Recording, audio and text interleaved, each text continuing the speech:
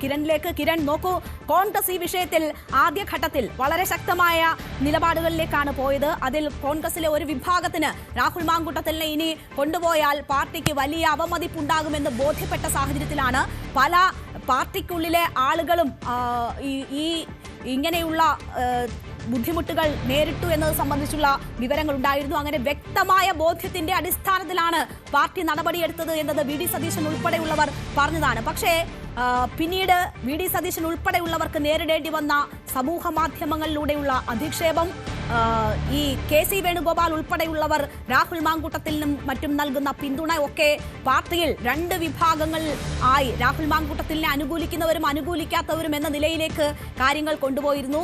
അതിന്റെ ഏറ്റവും ഒടുവിലത്തെ പരസ്യ പ്രതികരണമാണ് കെ സുധാകരനിൽ നിന്നുണ്ടായത്. രാഹുൽ മാങ്കൂട്ടത്തിനെ താൻ അന്വേഷിച്ച് നിരപരാധി എന്ന് പ്രഖ്യാപിക്കുകയാണ് സുധാകരൻ ചെയ്തിരുന്നത്. അത് വലിയ അവമതിപ്പുണ്ടാക്കുകയും നേതാക്കൾക്ക് ഇടയിൽ വലിയ ഭിന്നത ഉടലെടുക്കുകയും ഒക്കെ ചെയ്ത ഒരു സാഹചര്യത്തിൽ കൂടിയാണ് ഈ പരാതി വരുന്നത്. അപ്പോൾ വി ഡി സതീശന്റെ, രമേശ് ചെന്നിത്തലയുടെ, കെ മുരളീധരന്റെ ശബ്ദത്തിന് കുറച്ചുകൂടി പ്രാധാന്യം ഇനി കോൺഗ്രസിൽ വരുമോ രാഹുൽ മാങ്കൂട്ടത്തിൽ വിഷയത്തിൽ?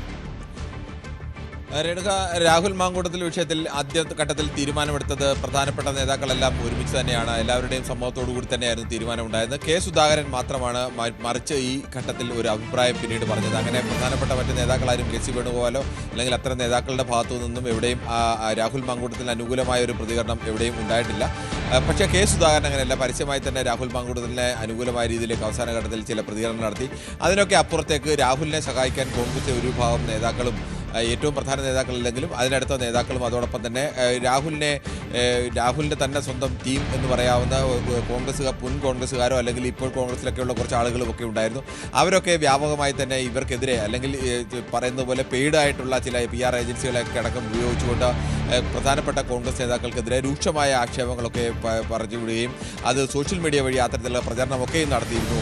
അതായിരുന്നു ഇവരുടെ പ്രധാനപ്പെട്ട ആയുധം. സോഷ്യൽ മീഡിയ വഴി രാഹുൽ മാങ്കൂട്ടത്തിനെതിരെ ശക്തമായ നിലപാടെടുക്കുന്ന നേതാക്കളെ അധിക്ഷേപിക്കുക, അവർക്കെതിരെ മറ്റ് ആരോപണങ്ങൾ ഉന്നയിക്കുക, അവരുടെ ക്യാരക്ടർ അസാസിനേഷൻ ചെയ്യുന്ന തരത്തിലേക്കുള്ള വിവിധ വിഷയങ്ങൾ, അല്ലെങ്കിൽ അവർക്കെതിരെ മുൻകാലങ്ങൾ ഉയർന്നിട്ടുള്ള ആരോപണങ്ങളൊക്കെ വീണ്ടും ഉയർത്തിക്കൊണ്ടുവന്ന് അവരെ ബോധപൂർവ്വം സമൂഹത്തിൽ അവരുടെ പ്രതിച്ഛായ മോശമാക്കുക, അത്തരം തന്ത്രങ്ങളൊക്കെയായിരുന്നു ഉപയോഗിച്ചുകൊണ്ടിരുന്നത്. പക്ഷേ അപ്പോഴും നമ്മൾ മനസ്സിലാക്കണം, ഔദ്യോഗികമായി കോൺഗ്രസ് കൃത്യമായി തന്നെ രാഹുൽ മാങ്കൂട്ടത്തിൻ്റെ പ്രാഥമിക അംഗത്വത്തിൽ നിന്നും സസ്പെൻഡ് ചെയ്ത നിലപടി അങ്ങനെ തന്നെ നിലനിർത്തുകയായിരുന്നു. കോൺഗ്രസിൻ്റെ സമീപകാലത്തൊന്നും ഇങ്ങനെ ഒരാൾക്കെതിരെ ഒരു ആരോപണം വന്നാൽ അവരെ ഈ തരത്തിലേക്ക് അടുത്ത നടപടിയിലേക്ക് നീങ്ങുന്ന ഘട്ടമുണ്ടായിട്ടില്ല. പക്ഷേ അത്തരം ഒരു നടപടി ഉണ്ടായി.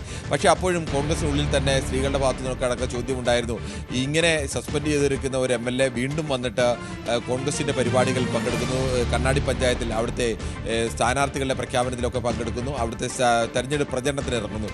ഇത് സ്വാഭാവികമായും ചിലപ്പോൾ ആ സ്ഥലത്തെ ആളുകളൊക്കെ ചിലപ്പോൾ രാഹുൽ മാങ്കൂട്ടത്തിൻ്റെ പ്രചരണത്തിനിറങ്ങാൻ ആഗ്രഹിക്കുന്നുണ്ടാവും.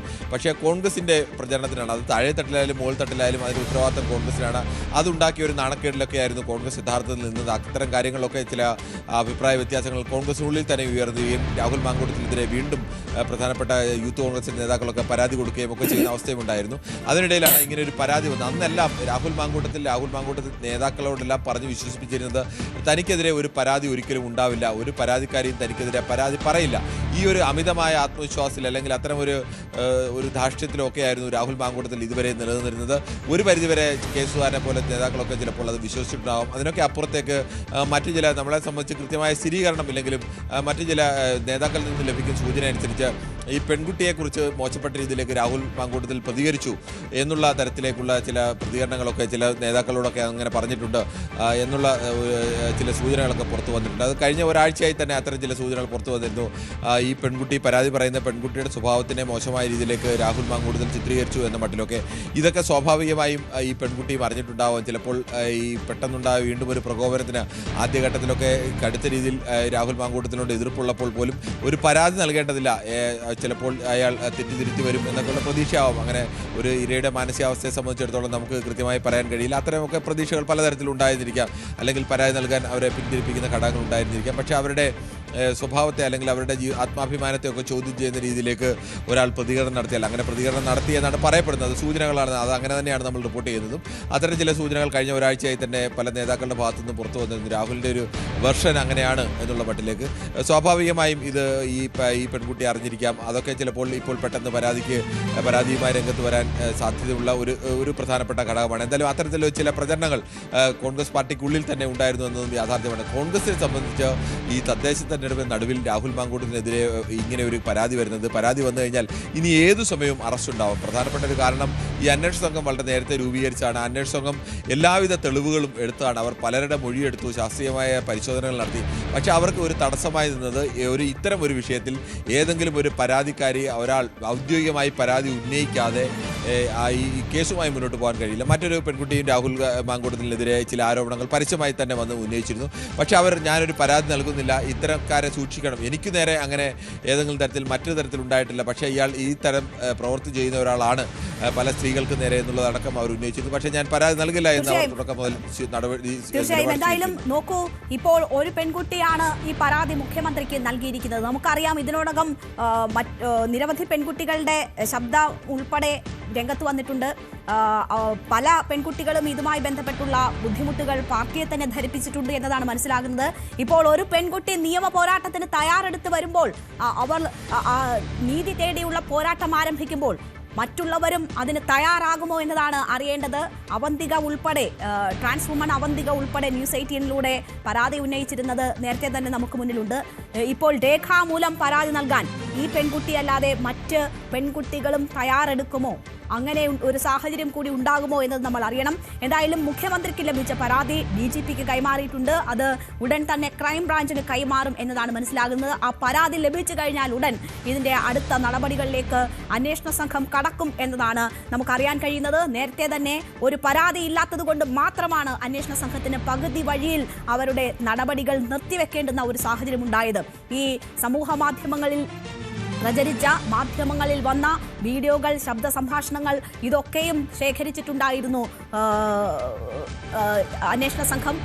സ്വമേധയാണ് ഈ വിഷയത്തിൽ കേസെടുക്കുന്നതെന്ന് നമ്മൾ അറിയണം. അതിനുശേഷം ഈ തെളിവുകൾ മുഴുവൻ ശേഖരിക്കുന്നു. ഈ പരാതിപ്പെട്ട യുവതികളെ നേരിൽ കാണുന്നു, അവരിൽ നിന്ന് വിവരം ശേഖരിക്കുന്നു, അവരോട് പരാതി എഴുതി നൽകാൻ താല്പര്യമുണ്ടോ എന്നത് അന്വേഷിക്കുന്നു.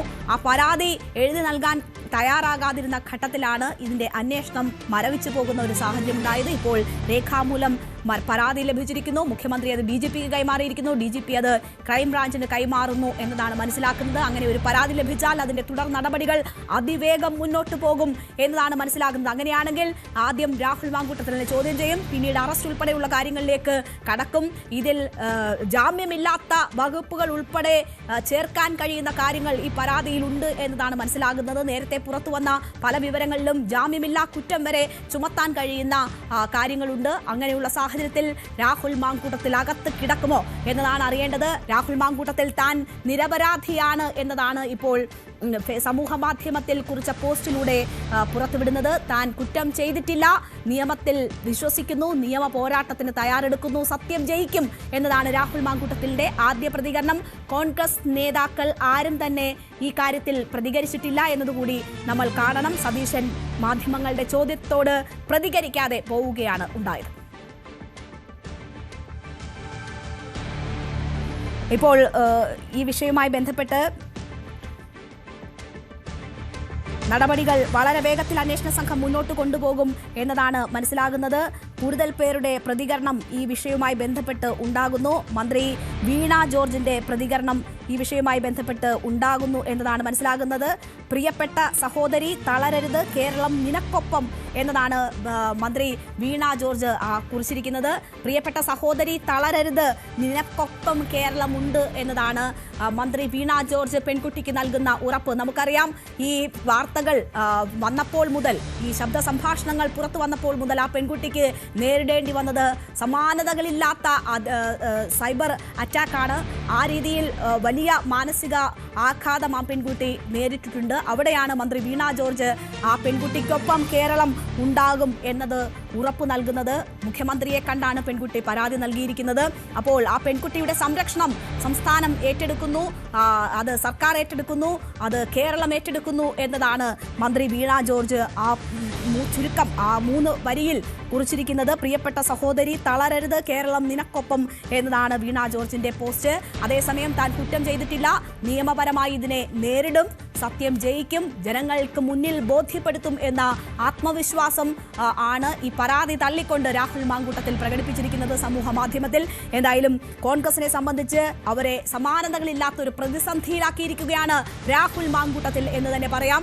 ഇത് മുന്നിൽ കൊണ്ടുകൊണ്ടാണ് തെരഞ്ഞെടുപ്പിന് വളരെ വേഗത്തിൽ തന്നെ, വളരെ മുൻപ് തന്നെ കോൺഗ്രസ് ഇതിനുള്ള നടപടികൾ എടുത്ത് മുഖം രക്ഷിച്ചു എന്ന തരത്തിൽ കാര്യങ്ങൾ കൈകാര്യം ചെയ്തിരുന്നത്. പക്ഷേ അവർക്ക് ഇടുത്തിയായി രാഹുൽ മാങ്കൂട്ടത്തിന്റെ അറസ്റ്റ് ഉൾപ്പെടെയുള്ള കാര്യങ്ങൾ തെരഞ്ഞെടുപ്പിന് മുൻപ് സംഭവിക്കുമോ എന്നതാണ് ഇപ്പോഴത്തെ സാഹചര്യം. എന്തായാലും കോൺഗ്രസ്